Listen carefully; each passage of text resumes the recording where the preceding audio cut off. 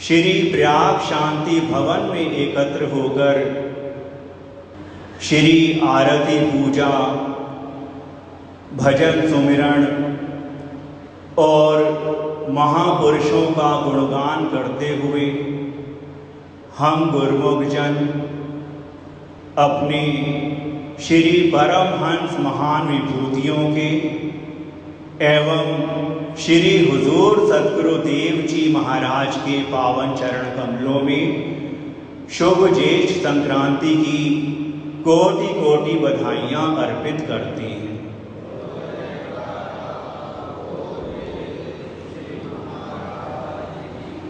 इस शुभ अवसर की आप सबको भी लाखों लाख बधाई हो।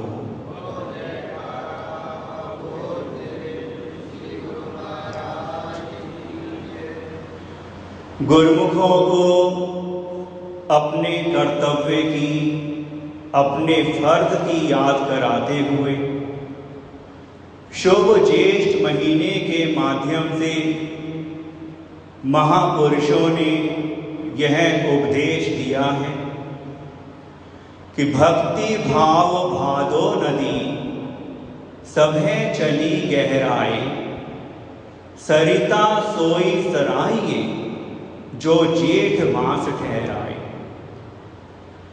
कि बरसात में भादों के महीने में तो सभी नदियां पानी से लबालब भरकर इतराती हुई बहती हैं, लेकिन सराहनीय प्रशंसनीय तो वह नदी है जो ज्येष्ठ माह में भी भरी हुई बहती है। इस उपदेश पर विचार करने से हम यह कह सकते हैं कि जिस भी स्वरूप में सद्गुरु जहाँ भी विराजमान हो, गुरुमुख जन श्री चरणों से उसी तरह जुड़कर भक्ति का पूरा लाभ प्राप्त करते हैं जिस तरह प्रत्यक्ष में करते हैं।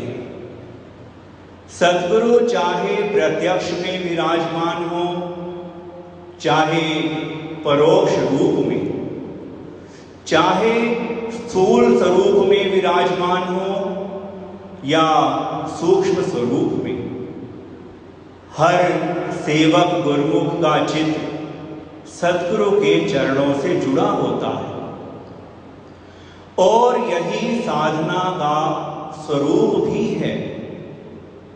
जैसे कथन किया गया है कि सोई गुणज्ञ सोई वडभागी, जो रघुवीर चरण अनुरागी। कि वही गुणवान है, वही सौभाग्यशाली है जो अपने इष्ट देव के चरणों में अनुरक्त है, उनके चरणों में प्रेम रखता है, जिसकी सूरत हर समय अपने इष्ट देव के पावन चरणों से जुड़ी रहती है। हमारे श्री आनंदपुर दरबार का यह पावन इतिहास है कि हमारे परम आराध्य देव श्री 108 श्री द्वितीय पातशाही जी महाराज जब हमारे श्री महाप्रभु जी श्री 108 श्री प्रथम पातशाही जी महाराज के पावन श्री दर्शन के लिए जयपुर पहुँचे तो श्री चरणों में दंडवत वंदना करके अभी खड़े हुए ही थे कि श्री महाप्रभु जी ने फरमाया कि एकदम लौट जाओ।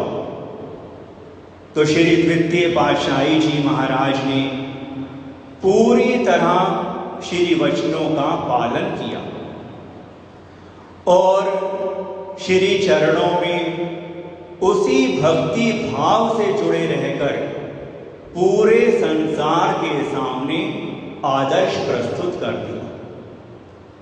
गुरुमुखो, सद्गुरु गुणों के भंडार हैं। और जो कोई भी उनके समर्पित रहता है, शरणागत रहता है, वह भी गुणवान बन जाता है। महापुरुषों ने तो यहाँ तक कथन किया है कि पारस में और संत में बड़ो अंतरो जान, वह लोहा कंचन करे, वे कर ले आप समान। कि पारस में और संत महापुरुषों में यह बहुत बड़ा फर्क होता है, अंतर होता है कि पारस तो लोहे को सिर्फ सोना ही बनाता है, लेकिन संत महापुरुष अपने शरणागत को, अपने समर्पित को अपना ही स्वरूप बना देते हैं। श्री गुरु महिमा में भी कथन किया है, वर्णन किया है कि सतगुरु ऐसा कर्म कमाए, बन पारस निज रूप बनाए।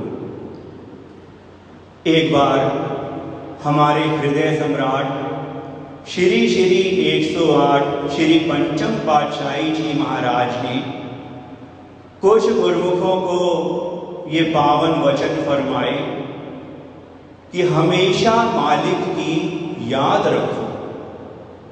फिर फरमाया कि जो गुरु बसे बनारसी, शिष्य समुंदर तीर, एक पलक बिसरे नहीं, जो गुण होए शरीर।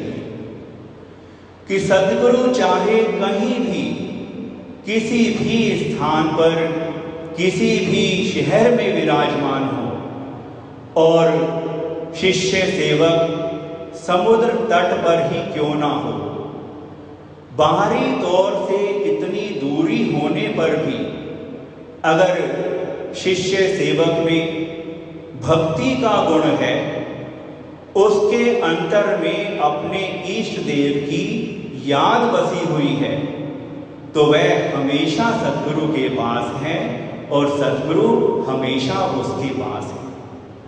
जैसे आज बाहरी तौर पर 7 समुद्र पार होते हुए भी यहाँ उपस्थित श्री प्रयाग धाम में उपस्थित गुरुमुखों को याद फरमाते हुए लंदन से फोन करके हमारे श्री हुजूर सद्गुरुदेव जी महाराज ने सभी का हाल हवाल पूछा। उस समय पावन श्री चरण कमलों में दंडवत वंदना सभी की तरफ से की गई और शुभ ज्येष्ठ संक्रांति की बहुत बहुत बधाई भी अर्पित की। तो श्री हुजूर सद्गुरुदेव जी महाराज ने सभी गुरुमुखों के लिए बहुत बहुत बधाई और सभी के लिए अपना शुभ आशीर्वाद फरमाया है।